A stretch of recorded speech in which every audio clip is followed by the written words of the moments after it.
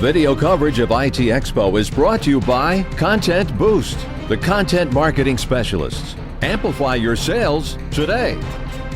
Hi, I'm Eric Lanask here at IT Expo in Miami, Florida. On today's program with me is Aaron Gall. Aaron is CEO of Zorcom. Aaron, thank you so much for joining me. Hi, Eric. Thank you. It's a pleasure being here, as usual. So, first and foremost, importantly, want to congratulate you and Zorcom on your 10-year anniversary. Thank you. It's been a very nice adventure up until now. And we're actually celebrating it here in IT Expo together with our partners from all over the world. Some of them have been with us for more than 7 years, which is more or less since we had anything to offer. Mm-hmm. And it's very exciting and a great place to do it here in Miami. Well, again, congratulations. We're very happy that you're here with us once again. So, obviously, a successful 10-year venture thus far, as you mentioned. Are there specific products that have really helped driven your growth in those 10 years?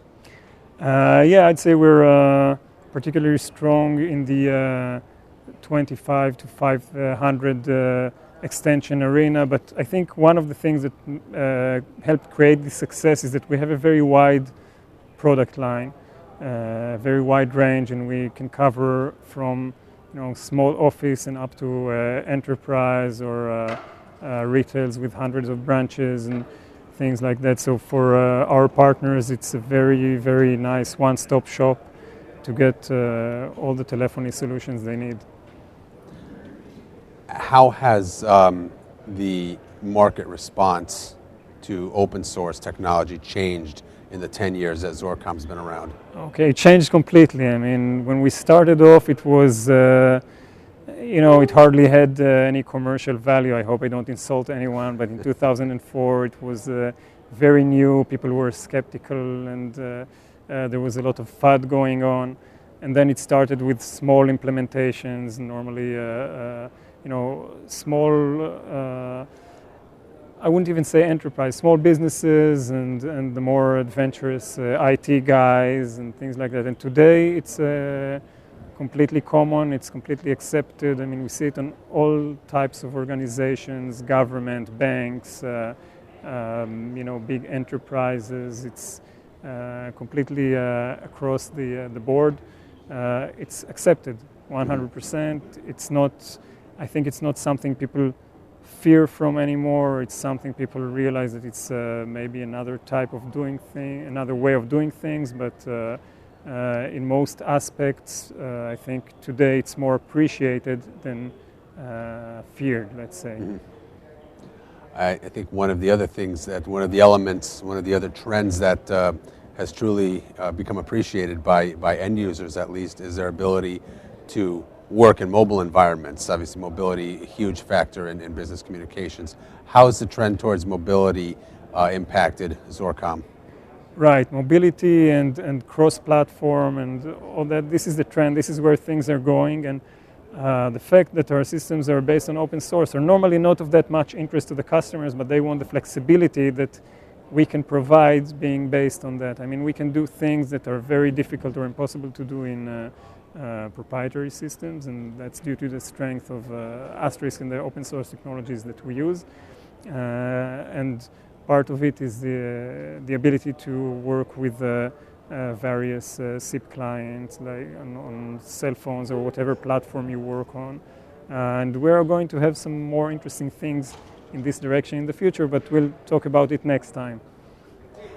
Does your ability to be flexible, thanks to your use of open source software, help? Does it make it easier for you to build new relationships with other companies to help deliver on whether it's mobility or whether it's other features or requirements that businesses need?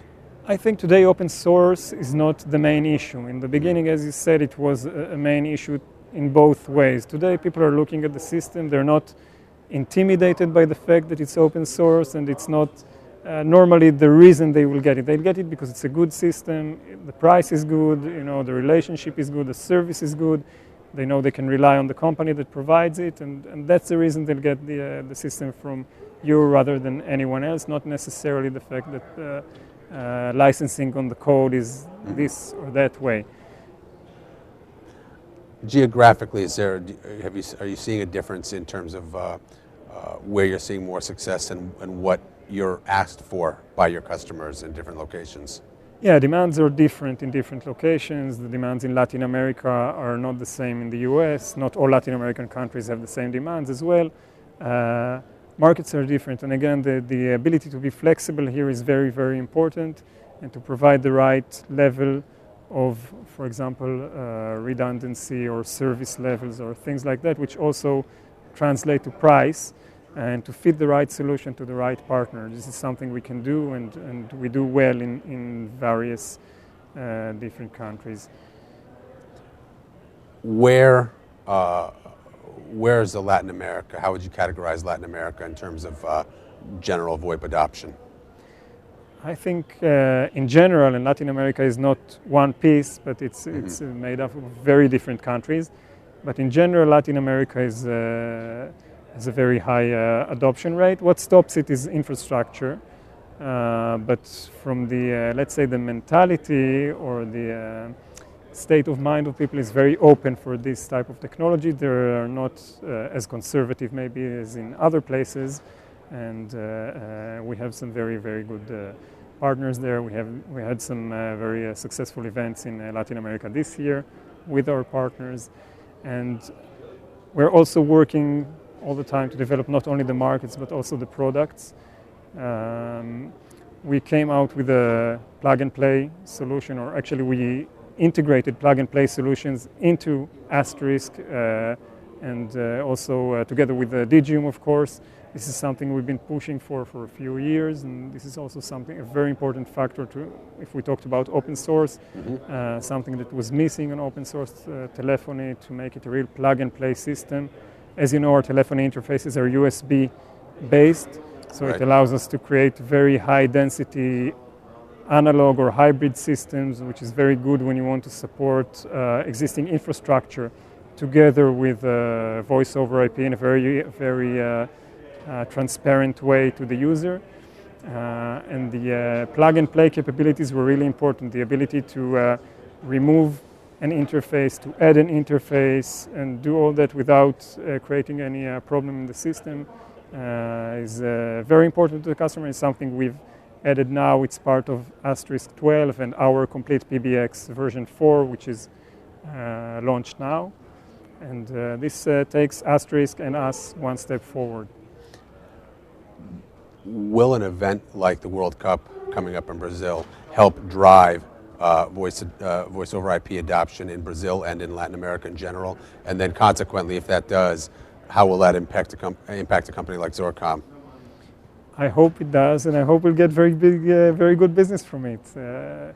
Normally these types of events create a lot of business, a lot of investment in infrastructure, and everybody wants to get their share. Sure. Well, again, Aaron, thank you for joining us. Congratulations again on 10 years. We're very happy that you're with us here in Miami. Okay, thank you very much.